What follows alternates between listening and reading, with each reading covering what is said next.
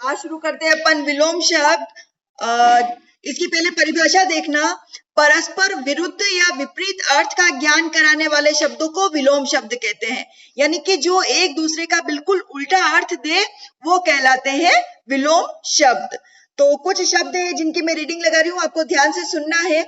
पहले मैं शब्द बोलूंगी और उसके बाद उनका विलोम रूप, ठीक है। आपको एग्जाम में भी ऐसे ही पूछा जाएगा कि कोई भी एक शब्द चाहे तो उसका शब्द दे दिया जाएगा, चाहे उसका विलोम दे दिया जाएगा और फिर इसका अपोजिट आपसे पूछा जाएगा। इंग्लिश में इसको क्या बोलते हैं? अपोजिट, यानी कि बिल्कुल उल्टा वाला। तो देखना इसको। अंगीकार, इसका होता है अस्वीकार। अंगीकार यानी कि ग्रहण करना और अस्वीकार मतलब कि उसको रिजेक्ट कर देना। आध्यात्मिक यानी कि भगवान से संबंधित, और भौतिक यानी कि संसार से संबंधित, ठीक है। फिर अंत यानी कि फिनिश। हाँ, जरूरी नहीं, अपन समझते हैं ये सारे तो कॉमन वर्ड्स हैं, ठीक है। तो अंत मतलब तो खत्म, और आदि यानी कि जो कभी जिसका अंत ना हो। अंतरंग यानी कि बहुत ज्यादा पर्सनल, और बहिरंग मतलब कि बाहर वाला। अंतिम लास्ट, प्रथम पहला, ठीक है। फिर अंश यानी कि एकमात्र उसका लिटिल बाइट, अपन छोटा सा एक अंग जो कहलाएगा वो कहलाएगा अंश। जैसे हम अपने माता पिता के अंश मात्र हैं, माता पिता के अंग हुए ना अपन, तो अंश का हो गया पूर्ण। अब मैं डायरेक्ट अपोजिट बोल रही हूँ, ठीक है। अकाल सुकाल, अकाल मतलब कि बिना समय के, और सुकाल मतलब शुभ समय में। अकाल यानी किसी भी समय किया जाने वाला काम, सुकाल यानी कि शुभ समय में, ठीक है। प्राकृतिक और कृत्रिम, प्राकृतिक यानी प्रकृति से दिया गया, और कृत्रिम यानी मनुष्य के द्वारा बनाया गया। अस्त सेट, और उदय मतलब कि राइज होना। फिर अग्र यानी कि आगे, पश्च मतलब कि पीछे, अग्रज यानी कि बड़ा, और अनुज यानी छोटा। Good good. अत्यधिक बहुत अधिक, बहुत ज्यादा, और स्वल्प बहुत कम। अधम यानी कि जो पवित्र ना हो, अपन क्या बोलेंगे उसका, मतलब जिसमें राक्षसी गुण हो, जो धर्म से संबंधित ना हो। और उत्तम यानी कि श्रेष्ठ। फिर अनुकूल यानी कि क्या बोले, ये सारे कॉमन वर्ड्स है। अनुकूल मतलब क्या बोलेंगे अपन, जैसे अपने को कोई परिस्थिति अनुकूल लगे, अनुकूल यानी कि हमारे अनुसार होने वाला काम, और प्रतिकूल यानी कि जो काम हमारे अनुसार ना हो। अपमान सम्मान।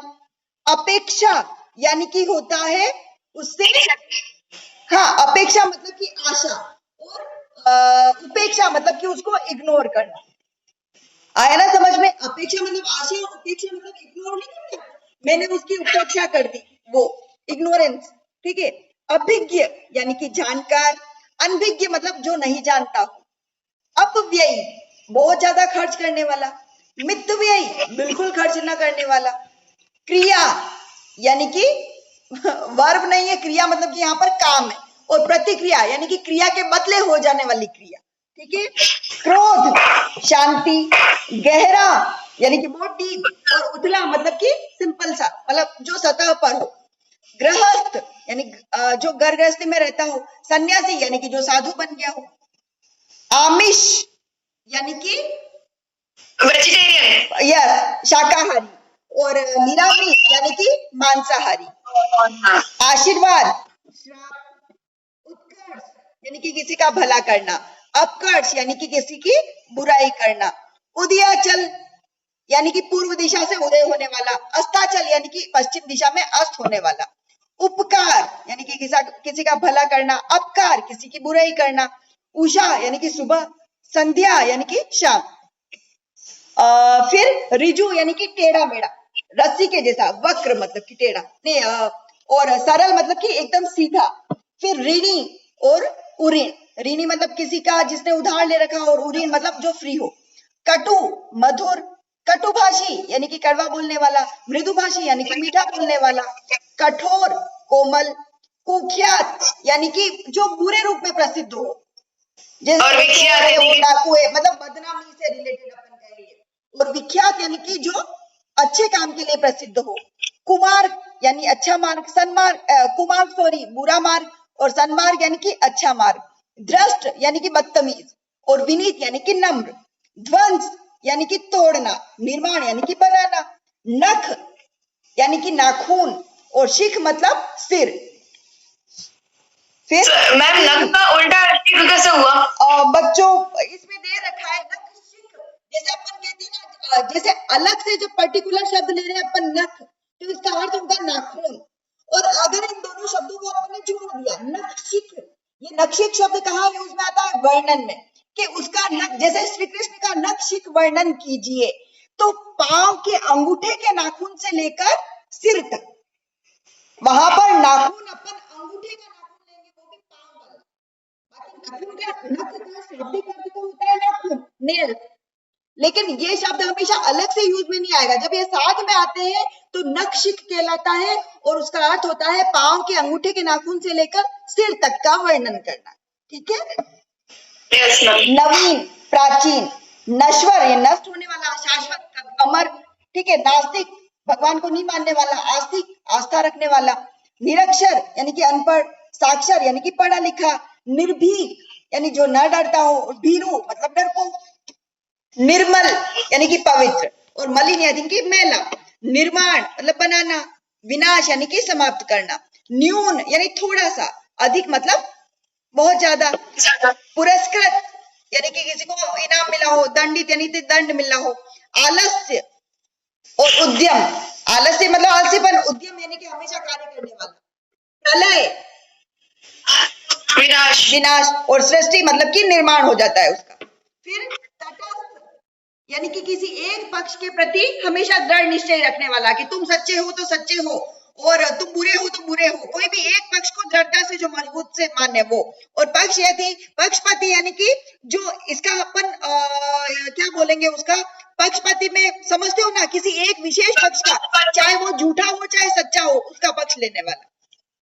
तामसिक यानी कि तमस से रिलेटेड गुणों को रखने वाला, जैसे गुस्सा ज्यादा करना, ज्यादा खाना, अपन नहीं कहते सात्विक भोजन करना चाहिए, तो वो सत्व गुणों से रिलेटेड होता है। और तामसिक यानी कि बुरा, अपन बुरे के अर्थ में इनको लेंगे। बंधन, और बंधन का होगा मुक्ति। दुराचारी यानी कि बुरा आचरण करने वाला, सदाचारी यानी कि अच्छा आचरण करने वाला। अथ यानी कि शुरुआत, इति यानी कि समाप्ति। मौखिक, लिखित, मौखिक मतलब मुख से बोलने वाला, लिखित मतलब लिखने वाला। योगी यानी कि सन्यासी, भोगी यानी कि भोग करने वाला। रक्षक रक्षा करने वाला, भक्षक समाप्त करने वाला, भक्षण करने वाला। रुग्ण यानी कि बीमार, स्वस्थ यानी कि स्वस्थ।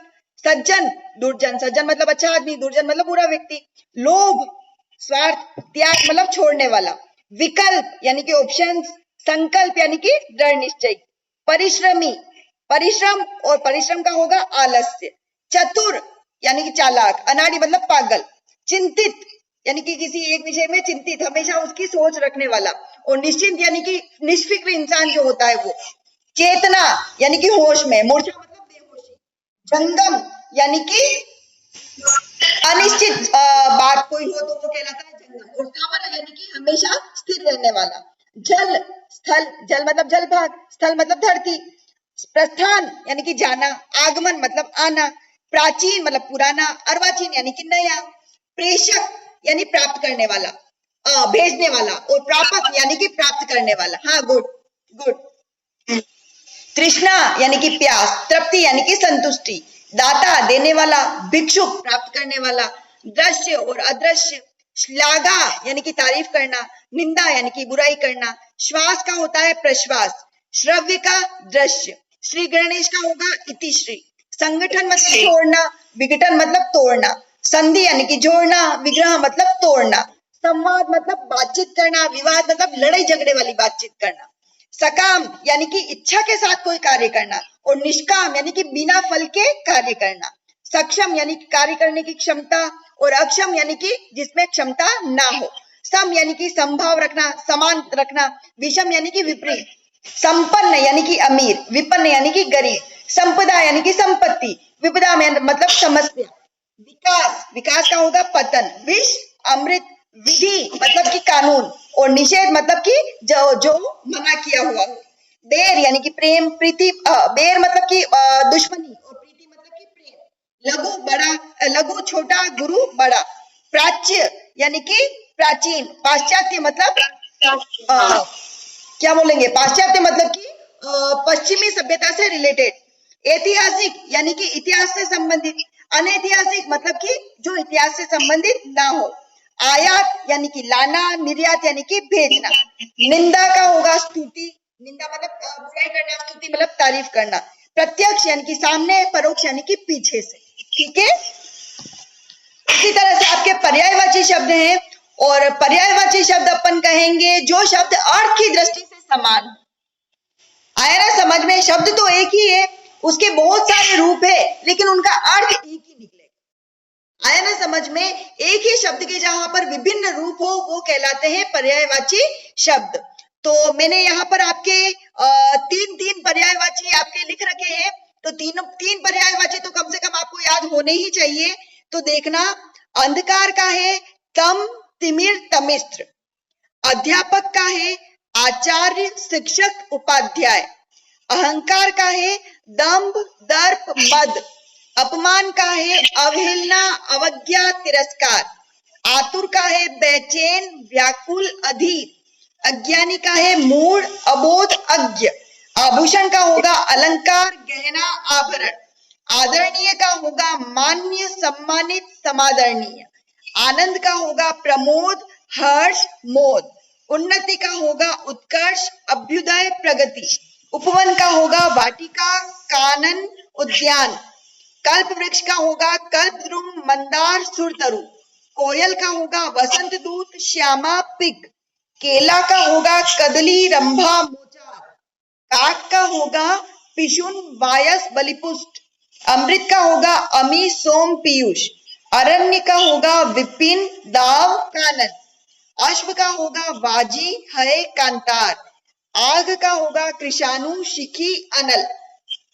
अन्न का होगा शस्य, अनाज, धान। अर्चना का होगा अर्चा, आराधना, पूजा। आंख का होगा चक्षु, अक्षी, दृग। स्त्री का होगा रमणी, तीय, त्रिया। आम का होगा रसाल, पिकबंधु, मधुदूर। इच्छा का होगा स्पृहा, इप्सा, इहा। कपड़ा का होगा चीर, दुकुल, वसन। कमल का होगा अरविंद, अंबुज, पद्म। कामदेव का होगा कंदर्प, अनंग, मनोज। किरण का होगा अंशु, कर, रश्मि। गंगा का होगा जाह्नवी, त्रिभद्गा और भागीरथी। चंद्र का होगा सोम, सुधांशु, कलानाथ। जल का होगा सलिल, उदक, अंबु। दांत का होगा दसन, द्विज, रद। धनुष का होगा चाप, कोदंड, शरासन। नदी का होगा निम्नगा, तरंगिनी, तटनी। मोर का होगा केकी, शिखी, कलापी।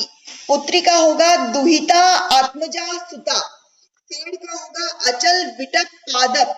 यमुना का होगा अर्कजा, कलिंदजा, रवि तनया। बाण का होगा शायक, नाराज, विशिक। बिजली का होगा चपला, चंचला, सौदामिनी। ब्रह्मा का होगा कर्ता, विधाता, चतुर्मुख। भौरा का होगा भृंग, मधुकर, भृंग। मछली का होगा जख, मकर, मत्स्य। मेघ का होगा अम्बुद, वारिद, निरद। रात का होगा विभावरी, रजनी, रैना। समुद्र का होगा अर्णव, निर्निधि, उदधि। सरस्वती का होगा गिरा, ब्राह्मी, वाणी। सर्प का होगा डरग, अहि, भुजंग। सिंह का होगा केसरी, केहरी, मृगेंद्र। स्त्री का होगा कांता, कामिनी, वनिता। शंख का होगा कंबु, कंबोज, अर्णवोद्भव। हाथी का होगा द्वीप, कुंजर, दंती। हिमालय का होगा हिमाद्री, नगेश, हिमवान। और हंस का होगा मराल, विधिवान और चक्राल। तो बच्चों इस तरह से ये आपके विलोम और पर्यायवाची हैं, आपको याद भी करने हैं और अपनी कॉपी में लिखने भी हैं। ठीक है।